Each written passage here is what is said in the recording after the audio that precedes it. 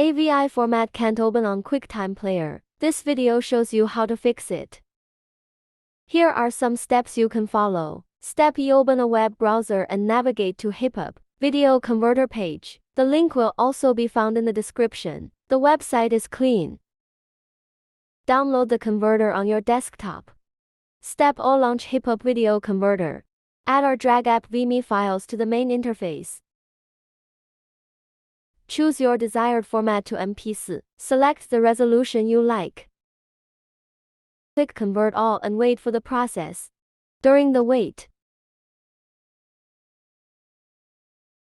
clicking the subscribe button on our channel, that would be so great. After the process, all files are converted too. That's all for today's video. Hope it's useful.